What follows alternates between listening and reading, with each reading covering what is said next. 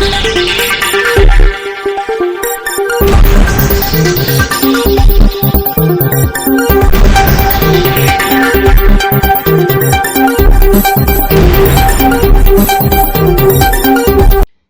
દર્શક મિત્રો, આપ જોઈ રહ્યા છો શિરોડ સમાચાર। ડભોઈ નગર હવે સોલાર પ્લાન્ટોથી સજ્જ થવા જઈ રહ્યું છે।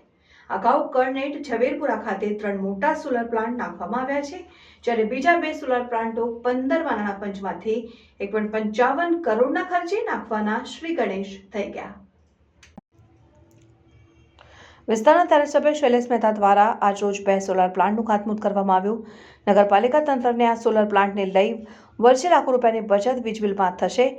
ડભોઈ નગરપાલિકા પણ હવે ઉત્તમ ટેકનોલોજીના ઉપયોગ કરીને પાલિકાની વાર્ષિક બચતમાં વધારો કરી રહી છે।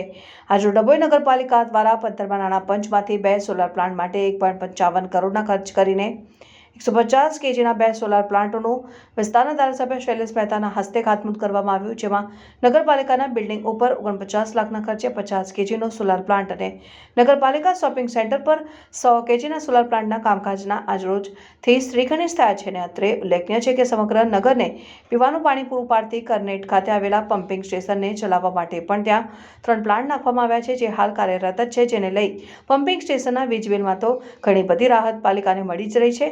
જ્યારે હવે નવા આ બંને સોલાર પ્લાન્ટની વાત કરીએ તો 100 કેજીના સોલાર પ્લાન્ટ કાર્યરત થયા બાદ વાર્ષિક રૂપિયા 13,14,000નો ફાયદો અને 50 કેજીના સોલાર પ્લાન્ટમાંથી 6,57,000નો વાર્ષિક ફાયદો નગરપાલિકાને થનાર છે।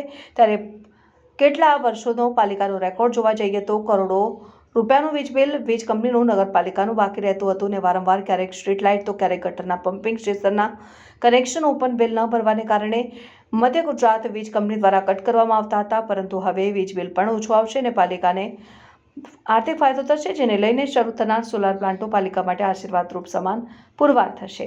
રિપોર્ટર મિત માછી, શિરોડ સમાચાર ન્યૂઝ, ડભોઈ।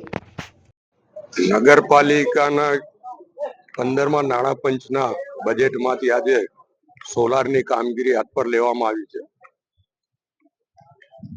નગરપાલિકા શોપિંગ સેન્ટર પર 100 કિલોવોટનો પ્લાન્ટ અને નગરપાલિકાનું જે અત્યારનું બિલ્ડિંગ છે એની પર 50 કિલોવોટના પ્લાન્ટનું આયોજન છે।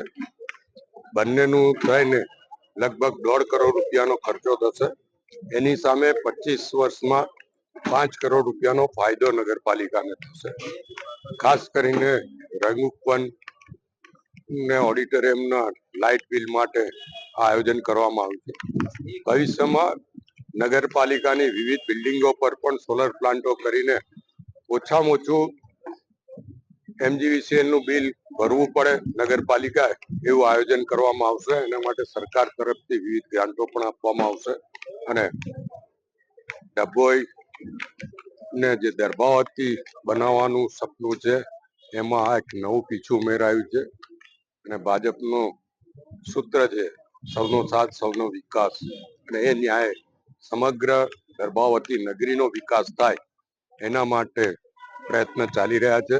અને જે રીતે રસ્તાના કામો હાથ પર લેવામાં આવે છે, જે રીતે ડ્રેનેજ માટે પ્રાઇમરી મંજૂરી 44 કરોડ રૂપિયાની આવી છે, પાણીની લાઈનો માટે 12.5 કરોડ રૂપિયા આવ્યા છે અને ગેસ લાઈન માટે ઘેર ઘેર ગેસ લાઈન માટે 14 કરોડ રૂપિયા આવ્યા છે। એ જ રીતે આ સોલારની કામગીરીનો પણ આરંભ કરવામાં આવ્યો છે।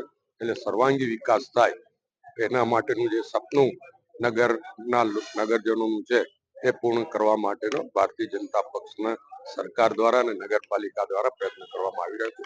હું તમામ નગરજનોને અભિનંદન પાઠવું છું અને શુભેચ્છા પાઠવું છું।